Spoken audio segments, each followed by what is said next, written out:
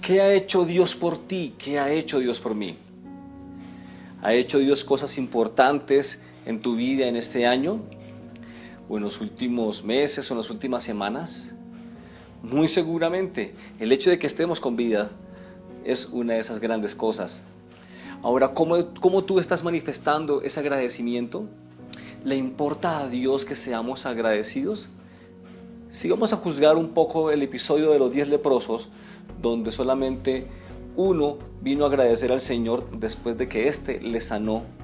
El Señor Jesús manifestó cierta molestia porque solamente uno vino a hacerlo. Él espera que tú y yo seamos agradecidos. ¿Qué estás haciendo por la causa de Dios? Buenos días, es un gusto nuevamente estar en Iglesia en Casa. Esta es nuestra transmisión número 37 y nos alegra mucho tenerte en esta 37ª transmisión. Hoy hablaremos acerca de nuestras prioridades, de revisar nuestras prioridades. Vamos a orar y vamos a pedir a Dios que nos bendiga en esta mañana. Estamos agradecidos con Dios por este tiempo y hoy viene una palabra donde vamos a motivarte a hacer cosas por la causa y para la casa y para la causa de nuestro Dios. Recuerda que tenemos en nuestra caja de descripción una introducción a esta enseñanza, más unos enlaces tanto de nuestros sitios como algunos relacionados también a la enseñanza de hoy. Ten en cuenta que también tenemos nuestras reuniones presenciales. Ya hemos comenzado de 8:30 y de 10:30, así que te animo a que no te las pierdas, a que podamos asistir a la casa de Dios y no dejar de hacerlo si tenemos la posibilidad. También queremos decirte que tenemos reunión de niños todavía los días sábados. Ayer, por ejemplo, tenemos reunión de niños y en próximas oportunidades la tendremos ya de manera presencial. Bendecimos tu vida, bendecimos tu familia. Y para empezar con ese tema, debemos decirte que tenemos un anuncio bien especial. Allí en pantalla va a aparecer nuestra publicidad de un tiempo donde estaremos compartiendo un ayuno de 14 días, un tiempo de oración y ayuno de 14 días donde tú puedes hacer el ayuno el tiempo que tengas, el tiempo que dispongas, durante medio día, durante un día, de tal manera que en los 14 días estemos todos como iglesia y aquellos que nos ven y que desean hacerse partícipe de esto puedan estar involucrados. Acompáñanos a este tiempo de ayuno, te esperamos.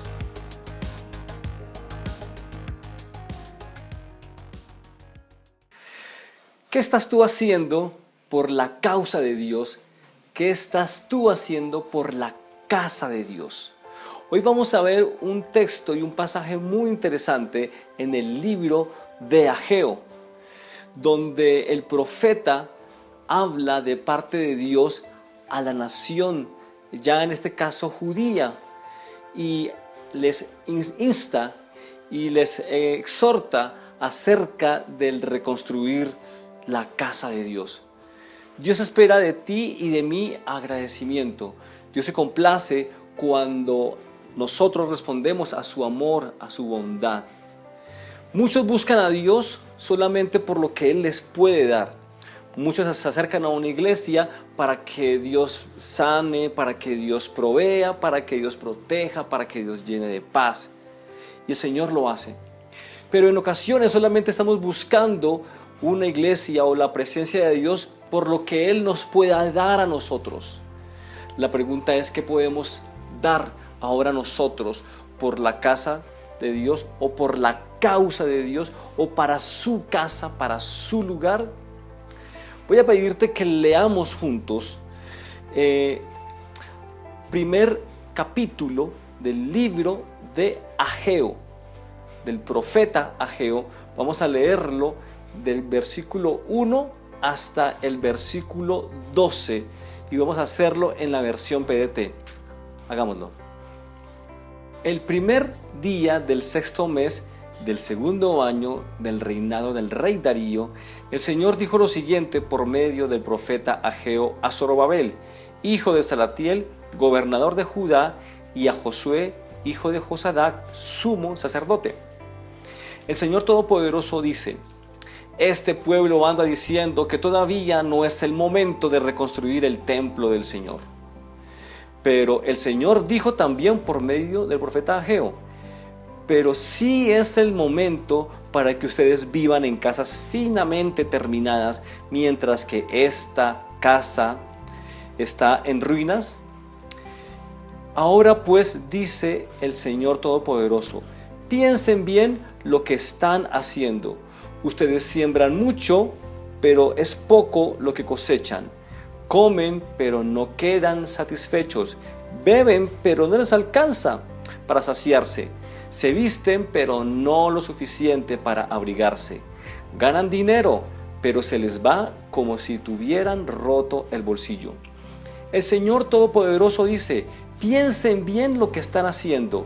Vayan a las montañas y traigan madera para reconstruir el templo, y yo mostraré mi buena voluntad a este templo y seré glorificado en él, dice el Señor.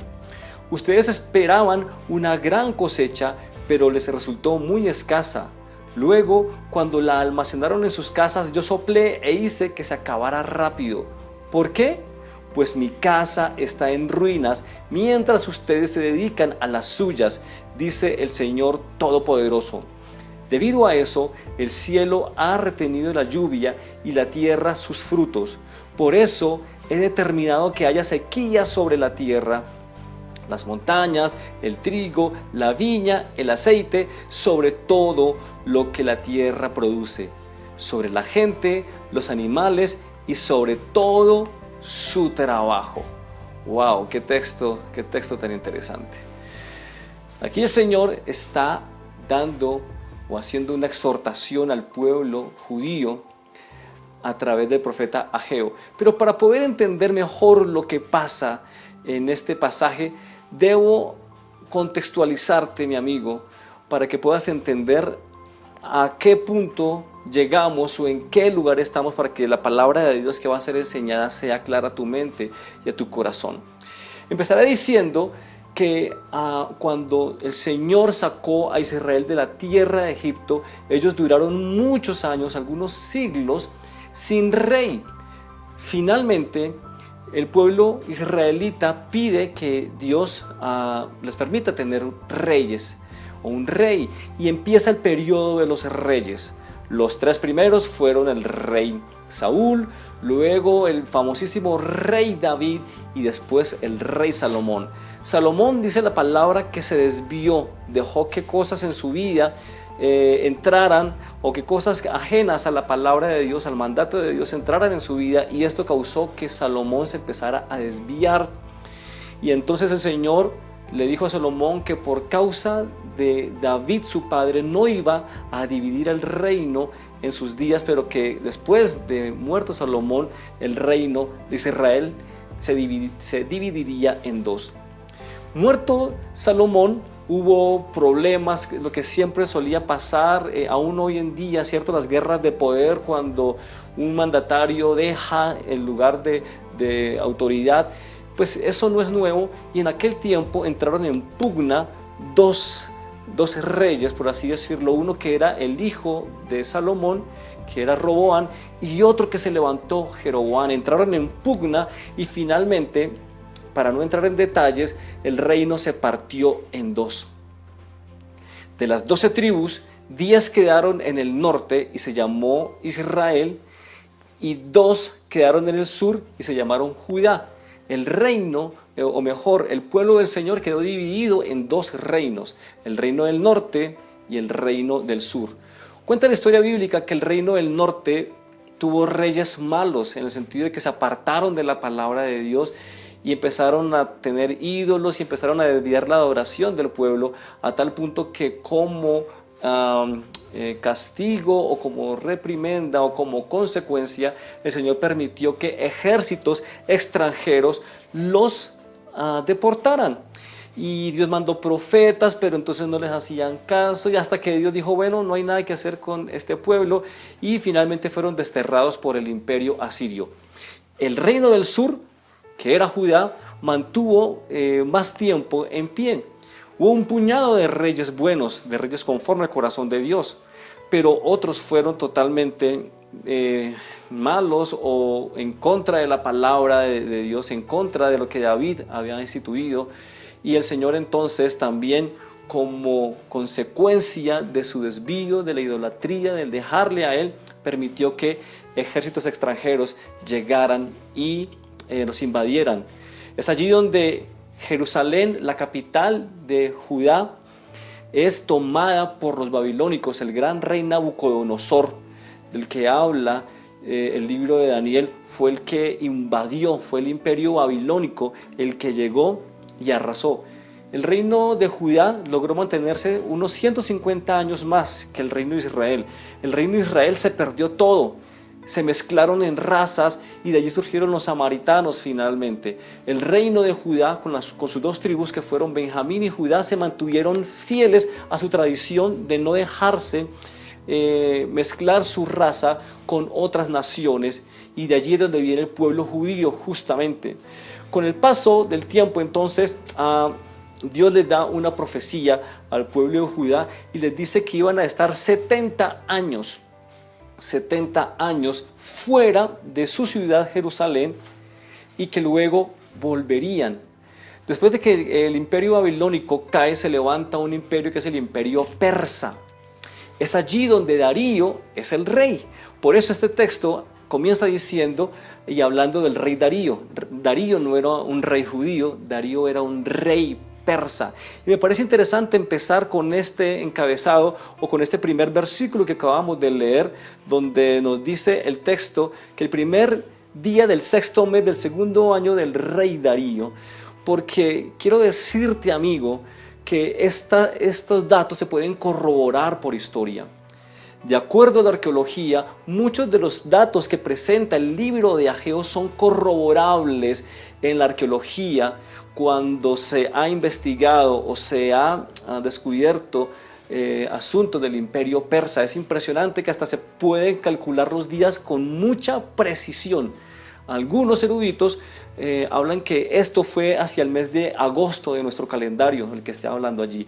Así que el tema aquí es que el pueblo judío estuvo deportado 70 años y el pueblo de Israel, o el pueblo de Jerusalén mejor, fue devastado. La gente importante fue llevada y este pueblo fue destruido. El templo de Jerusalén fue vuelto pedazos, se fue hecho ruinas. Las murallas de Jerusalén fueron destruidas y fue una vergüenza para el pueblo de Israel lo que les pasó. Pero el Señor había prometido que los iba a volver a llevar. Después de 70 años los iba a volver a regresar a su lugar y que iban a reedificar la ciudad y que iban a reedificar el templo. Así que llegan con Nehemías después de 70 años y los judíos empiezan en algunas bandadas a llegar y a reconstruir nuevamente la ciudad, las murallas y el templo. Pero pasan 20 años de que los judíos llegan, reconstruyen las murallas, reconstruyen la ciudad poco a poco, pero el templo no lo reconstruyen, y entonces el Señor empieza a hacer un llamado de atención. ¿Cómo es posible que han reconstruido todo, sus casas, las murallas, y mi templo, mi casa, no está edificada? Así que a grandes rasgos, y para resumir un poco todo esto que hemos dicho, Jerusalén había caído en manos enemigas como consecuencia de su desvío y como juicio de parte de Dios por su desobediencia. Pero el Señor había prometido que volverían después de 70 años. Cuando ellos volvieron a reedificar el templo, los samaritanos, que eran los del pueblo de Israel, que se mezclaron con los asirios y otras tribus, de allí salió esa raza que llamó samaritanos, y de allí empezó como esa pugna con los judíos, que ya en el tiempo de Jesús, ustedes podrán recordar o saber que en el libro de Juan, cuando Jesús habla con la mujer samaritana, ella le dice, pero si samaritanos y judíos no nos tratamos, porque desde aquel tiempo los samaritanos estaban oponiendo a que los judíos edificaran su ciudad, edificaran las murallas, edificaran el templo. Así que por problemas con los samaritanos, por problemas ahí de sediciones y un poco de problemas políticos, económicos, el templo fue complicado reconstruirlo, pero el Señor hace un llamado de atención al pueblo a través del profeta Ageo, y eso ocurre aproximadamente en el año 520 antes de Cristo, y les dice, pero ¿cómo es posible que ustedes han reconstruido sus casas y las han artesonado, las han acabado lindamente, y cómo es posible que mi casa todavía esté destruida? Y el Señor hace un llamado al pueblo de Israel porque eso había causado o habían tenido como consecuencia que no se estaba viendo el fruto de su trabajo, que no estaba prosperando ese pueblo que ya había retornado. Y entonces el Señor les dice, y vamos a leer el verso 7 y 9 de esta versión PDT que leímos anteriormente. El Señor les dice, escuchen bien, el Señor Todopoderoso dice, piensen bien lo que están haciendo. Ustedes esperaban una gran cosecha, verso 9, pero les resultó muy escasa. Luego, cuando la almacenaron en sus casas, yo soplé e hice que se acabara rápido. ¿Por qué? Pues mi casa está en ruinas, mientras ustedes se dedican a las suyas, dice el Señor Todopoderoso. A este primer punto vamos a titularlo como hemos titulado hoy la enseñanza. Revisa tus prioridades.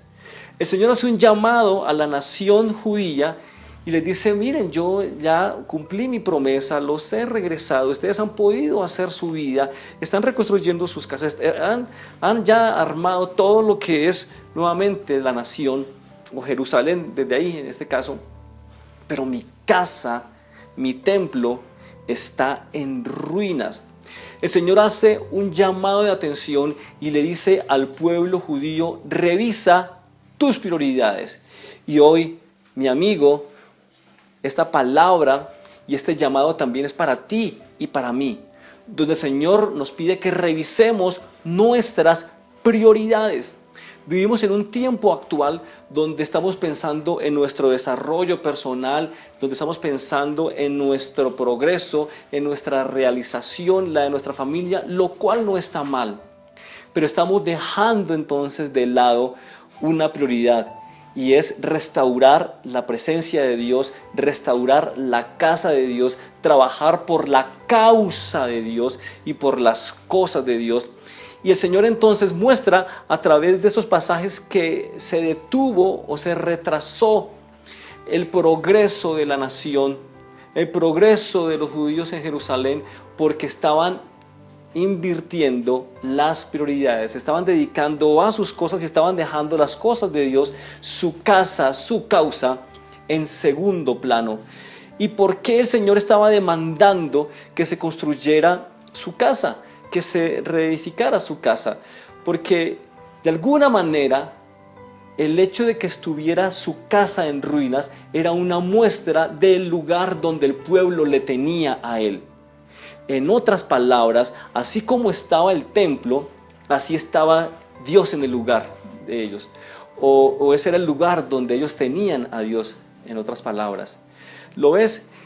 Era una muestra, el hecho de que su casa estuviera allí en ruinas y cada uno se hubiera volcado a su propia casa a ponerla bonita y se hubieran olvidado de la casa de Dios, estaba mostrando un descuido por las cosas de Dios, estaba mostrando un desprecio en cierta manera por la casa de Dios, por la presencia de Dios, y Dios hace un llamado especial a esta nación porque eso estaba evidenciando lo lejos que tenían a Dios o en las prioridades inversas donde Dios estaba en sus vidas.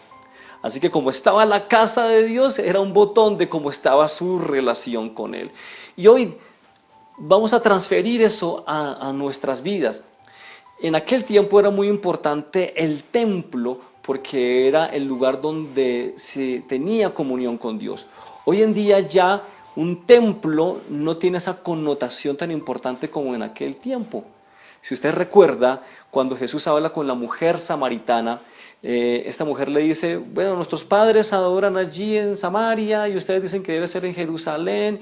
Y el Señor Jesús le dice, miren, la hora viene y la hora es cuando los verdaderos adoradores adorarán al Padre en espíritu y en verdad. El Señor Jesús le está diciendo a la mujer samaritana, mira, ya el asunto de adoración no es de geografía, no es si es en esta casa, en este lugar, en esta ciudad o en la otra, sino en el corazón. Así que para poder transferir esto a nuestros días, vamos a hablar de dos tipos de casa. Una casa, porque es importante también hablar de la casa de Dios como el templo al cual asistimos, pero también la casa de Dios como la iglesia de Dios. Y recordemos que la iglesia de Dios no son las paredes, no es la estructura. Dice el apóstol Pablo que somos piedras vivas. La iglesia somos tú y yo. Cuando la pandemia cerró los templos, no cerró la iglesia, cerró los templos, pero la iglesia se mantuvo.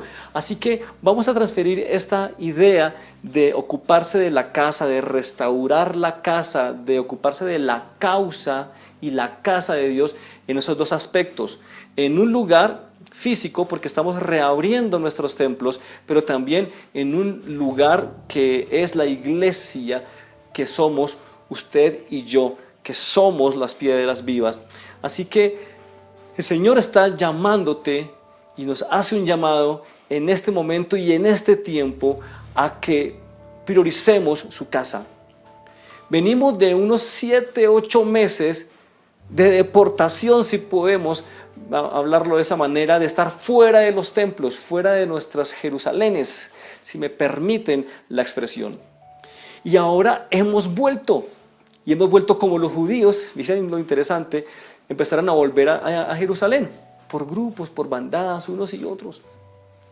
Pero al parecer el pueblo de Israel estaba comportándose, o el pueblo judío mejor, como hoy algunos se están comportando, y es que no están prestando atención a el volver a la casa de Dios, o el ocuparse de las cosas de Dios, o el ocuparse de la causa de Dios, sino cada uno está pensando es cómo Dios me bendice, cómo Dios me ayuda, cómo Dios me levanta, cómo Dios me sana, y el que se queme, que sople. Estamos siendo egoístas. Ese es el llamado que el Señor le hace al pueblo de Israel. Estás siendo egoísta.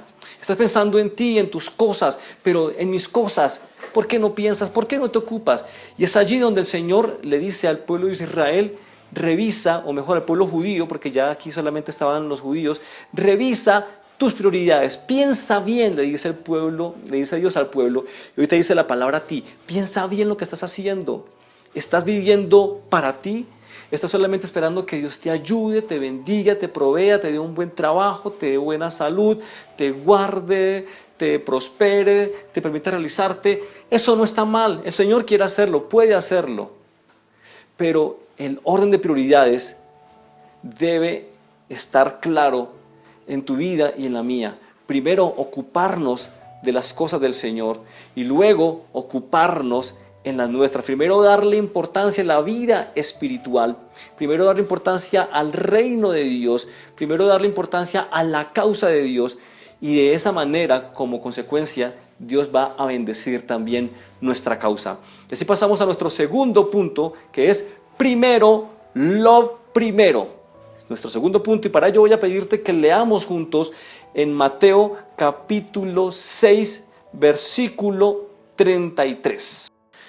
Así que primero busquen el reino de Dios y su justicia, y Dios les dará todo lo que necesitan. ¿Lo ves? Hay que poner a Dios, su reino, su causa, sus cosas primero. Cuando lo ponemos a Él primero, nos muestra la palabra que el Señor nos da las demás cosas por añadidura. Ahora miremos lo que dice Proverbios 27:18 de la versión Reina Valera de 1960. Quien cuida la higuera comerá su fruto, y el que mira por los intereses de su Señor tendrá honra. ¡Wow! Y ahora más adelante, o bueno, mejor un poco atrás, en Proverbios 22:4 de la versión de HH, dice Salomón: la humildad y la reverencia al Señor traen como premio riquezas, honores y vida. Dios está interesado, mi amigo, en lo eterno. Él es interesado en tu alma. Él es interesado en lo duradero. Por eso a Él le interesa que tú le des importancia a ello. Todo lo demás se desvanece, todo lo demás se acaba. Pero dice la palabra y a través del mismo Señor Jesús que hagamos tesoros en el cielo donde no se corrompen las cosas ni los ladrones minan y hurtan. Así que al Señor le interesa que le demos importancia a lo eterno. Es como tú de padre, si tienes el privilegio de tener ya hijos, o si eres hijo, como cuando tu papá te está diciendo, tu mamá te está diciendo sobre algunas cosas que él está viendo que son importantes y de pronto tú no te estás dando cuenta, pero el papá que tiene o la mamá que ve un poco más allá, te puede decir, deja esto y ocúpate de esto otro porque esto es temporal, esto no da fruto, esto es sin importancia, pero eso es importante. Si como seres humanos podemos ver y diferenciar, cuánto no más el Señor. Él sabe realmente lo que es importante y por esa razón Él te pide y me pide que le demos importancia a lo eterno, a lo que es del alma, a lo que es del espíritu. Y el Señor no tiene problema en dar lo demás por añadidura. Dios desea hoy como ayer que participemos en el trabajo de su casa, en el trabajo de su causa, ofreciendo nuestros talentos, ofreciendo nuestro tiempo, ofreciendo nuestra vitalidad y ofreciendo nuestros recursos. El Señor te está desafiando a través de esa palabra hoy a ti, a que pongas en orden tus prioridades. Es importante invertir en tu vida, en tus cosas, en tu trabajo, en tu estudio, por supuesto. Como lo dice Salomón, esa es nuestra parte en ese planeta, debajo del sol. Pero hay algo más allá cuando entreguemos nuestra vida que el Señor va a evaluar en nosotros y es lo que hemos hecho para su causa. Es lo que hemos hecho en favor de otros, no solamente trabajando para nosotros mismos. El Señor nos deja ver que el que solamente trabaja para sí mismo o para su propia carne tendrá de ella esa recompensa, pero el que trabaja para la vida espiritual, para lo eterno, tendrá vida y paz, y no solamente aquí en la tierra, sino allí en su presencia. Y es allí donde entramos a nuestro tercer punto, al cual he titulado Involúcrate. Involúcrate. No seas pasivo, no seas solamente de las personas que asisten a una iglesia esperando que algo especial pase, esperando que la palabra de Dios te bendiga, esperando que ocurra un milagro, esperando que ocurra una sanidad, esperando que Dios conteste tu petición, que Dios te abra puertas de empleo, que Dios te mejore las finanzas, que mejoren las relaciones familiares. Eso está bien. Pero ¿no te parece que es muy egoísta solamente esperar que Dios te bendiga, te bendiga y te bendiga e ir a una comunidad cristiana o ver una transmisión donde tú seas bendecido, pero no des nada como agradecimiento, no hagas nada como agradecimiento? Inicialmente hablábamos acerca de los 10 leprosos, ¿recuerdas? El Señor sanó 10 leprosos y solamente uno vino a agradecerle y el Señor dijo al que había venido, ¿dónde están los otros 9? Luego no fueron 10 a los que sané o fueron sanados.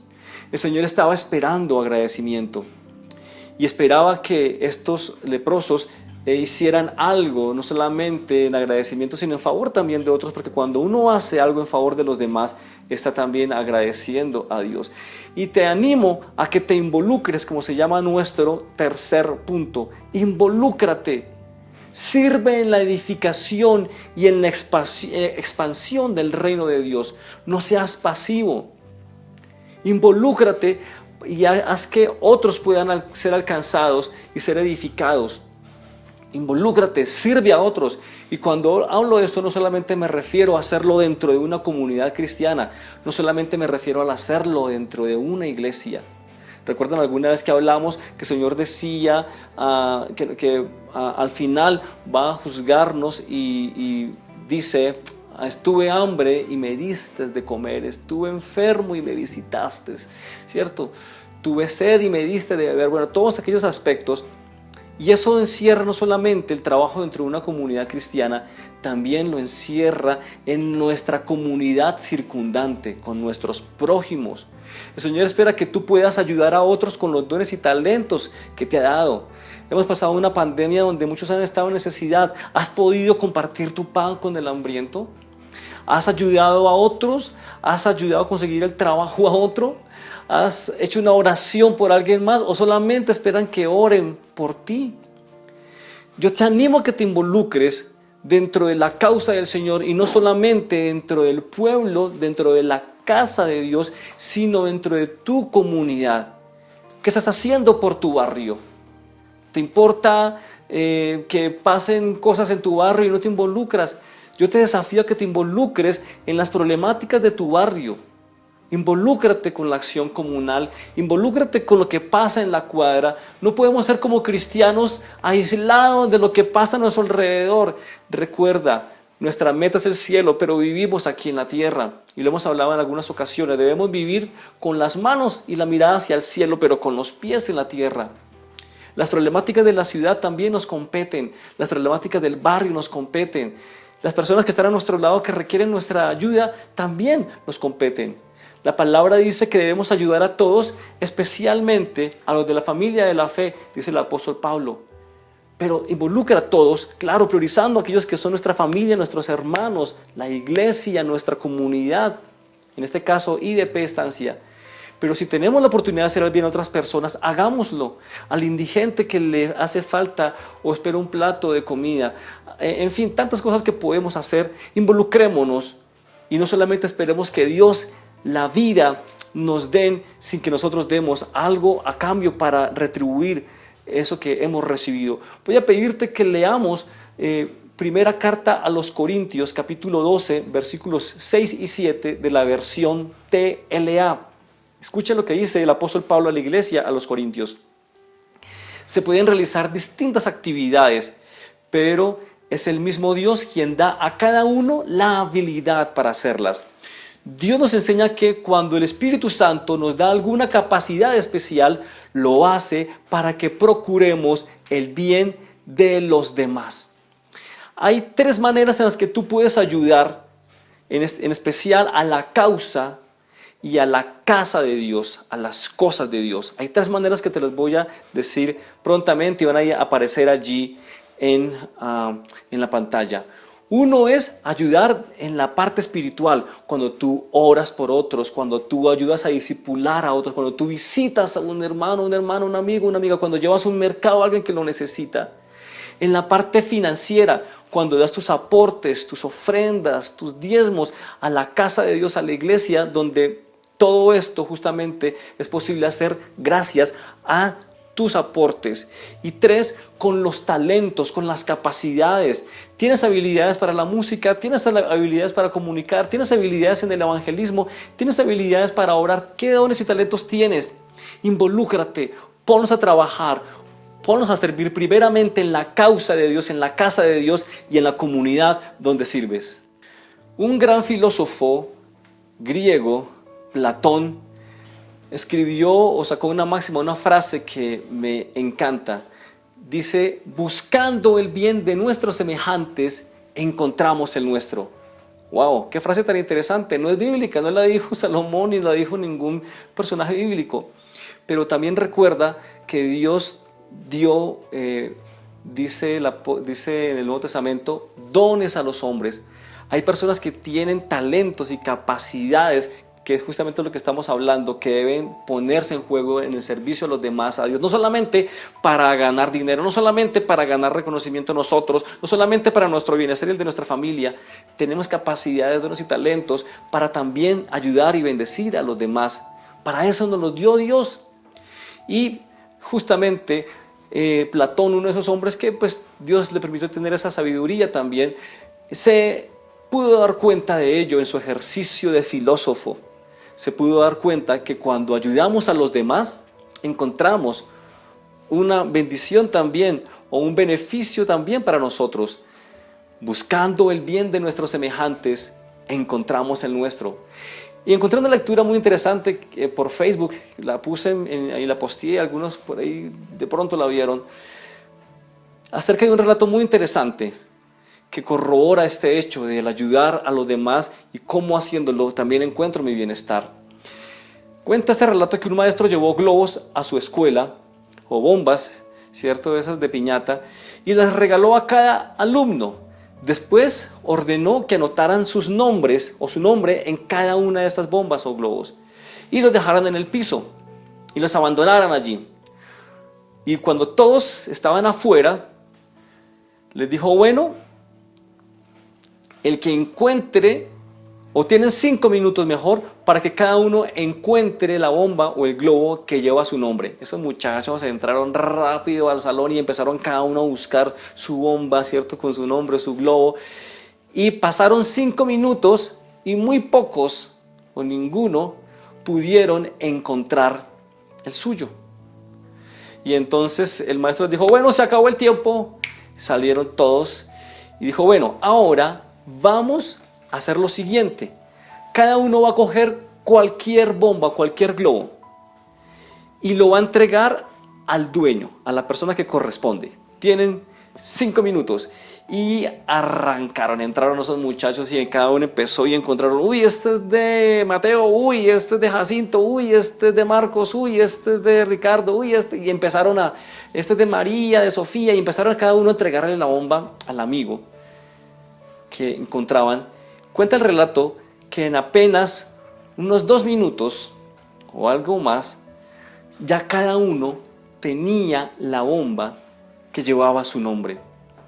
El maestro finalmente les dijo, chicos, los globos son como la felicidad. Nadie la va a encontrar buscando la suya solamente. En cambio, si cada uno se preocupa por la del otro, encuentra rápido lo que le pertenece. ¡Wow! ¡Qué experiencia! Espero yo un día poder hacerlo con estudiantes o mis alumnos o estudiantes si tengo esa posibilidad. ¡Qué interesante! ¡Qué interesante relato! ¡Qué interesante experiencia! Experimento social llaman algunos. Si yo tengo un montón de bombas con muchos nombres y cada uno va a buscar la suya, claro, cada uno va a ir por lo suyo y va seguro a saltar por encima del otro, a quitarlo del otro. Cada uno está pensando en lo suyo, va a ser difícil, pero cuando yo escojo una y busco rápido la persona que le corresponde, cuando estoy pensando en el otro y no en mí, es más fácil hacer las cosas, es más fácil vivir en comunidad, es más fácil hacer iglesia, es más fácil hacer barrio, es más fácil hacer país. Creo que nos falta mucho de eso como personas, pensar más en cómo ayudar al otro y no solamente lo que se me puede hacer en mi favor. A veces vivimos en una cultura donde esperamos que el país nos dé, que el gobierno nos dé, que la sociedad nos dé y nos sentimos como merecedores de todo. Pero ¿dónde está lo que podemos hacer también? ¿Dónde está nuestra participación? ¿Dónde está lo que podemos ayudar, lo que podemos aportar? Hay que pensar en ello. Y hablándolo ahora en el marco de la iglesia, yo te animo, mi amigo, si eres del IDP Estancia o de la iglesia a la que pertenezcas, ¿qué estás haciendo tú por tu iglesia? ¿Estás usando tus dones y talentos? Tengo aquí una lista de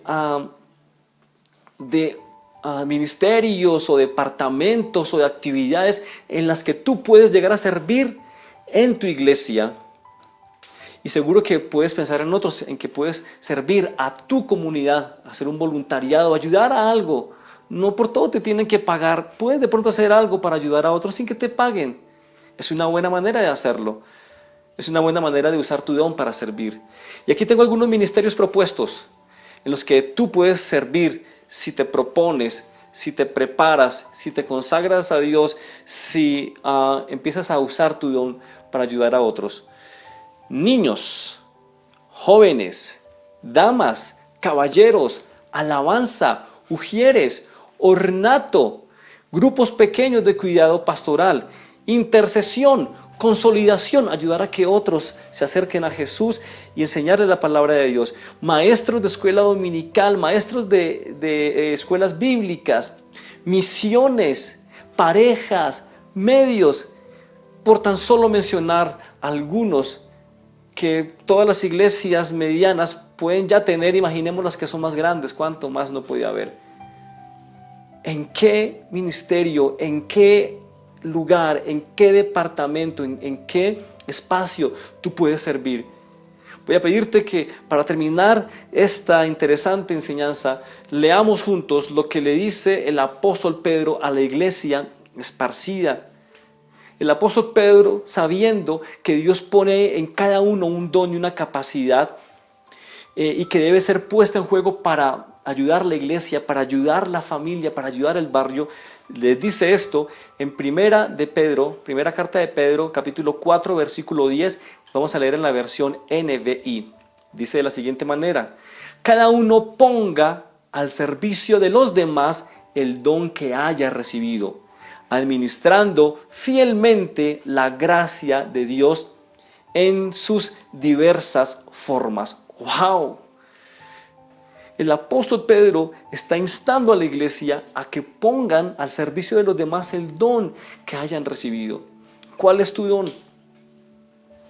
No seas tú uno de los que tiene ese don guardado, que no lo pone en juego o que solamente lo tienes para tu trabajo, tu profesión y nada más. Yo te desafío a que pongas tu don en juego dentro de la comunidad cristiana a la que perteneces y dentro de la comunidad barrial o dentro del barrio o del conjunto donde vives. ¿Qué puedes tú hacer para ayudar a otros? ¿Qué puedes tú hacer para bendecir a otros? Revisa tus prioridades. Señor, te damos gracias. En nombre de Jesús lo pedimos. Amén. Como dijimos inicialmente, a partir de mañana, lunes 30 de septiembre, vamos a empezar un tiempo de ayuno y oración, donde vamos a orar por nuestras vidas, donde vamos a orar por nuestras necesidades, pero también vamos a orar por la iglesia. Recuerda, ora por tu iglesia, ora por este servidor, ora por esto que hacemos. No seas egoísta solamente esperando que se ore por ti o que se haga por ti. Es bueno también cuando damos. Recuerda también lo que el Señor dijo: más bienaventurada cosa es dar que recibir. Así que vamos a entrar en un tiempo de 14 días de ayuno, y no significa que tú vas a ayunar 14 días, aunque si deseas hacerlo es un buen desafío, hacerlo cada día, a mediodía por ejemplo, o puedes escoger 2-3 días a la semana, pero mínimo voy a desafiarte a que escojas un día a la semana, sea el lunes, sea el martes, el miércoles, sea el sábado, ¿cierto? Sea el mismo domingo, aunque si vas a escoger el domingo te desafío a que escojas otro entre semana, o sea que sea uno entre semana más el domingo. Terminaremos el 13 de diciembre con Santa Cena en nuestra comunidad cristiana, con Santa Cena. Terminaremos el 13 de diciembre y te invito a que si vas a hacer también tu ayuno y vas a estar virtualmente, ese día también vamos a hacer la Santa Cena virtual. Vamos a orar por nuestro país, vamos a orar por nuestra ciudad, vamos a orar por nuestras familias, vamos a orar por nuestras vidas, vamos a orar por nuestra iglesia, por nuestra renovación espiritual y personal. Y en ese tiempo de ayuno vamos a separar, o ese día que escojamos, vamos a separar unas horas, y ahí va a quedar una persona encargada por día de nuestra comunidad, de nuestra iglesia, que te estará recordando. Durante la semana te estaré enviando WhatsApps, y de pronto ya te han llegado algunos WhatsApps de esto que estamos hablando, así que escríbeme, déjame de vuelta un mensaje y dime qué día vas a dedicar para ayuno o qué días vas a hacerlo, porque te animo que sean también varios días. Recuerda por lo menos uno por semana, es decir, en total de esos 14 días, 2. ¿Y en qué horas? Si en horas de la mañana o en horas de la noche. Te desafío a que incrementes tu tiempo de oración, te desafío a que incrementes tu tiempo de búsqueda, tu limpieza espiritual, tu cercanía a Dios. Te desafío a que te involucres, te desafío a que le des prioridad a las cosas de Dios. Primero, lo primero, revisa tus prioridades. Dios te bendiga.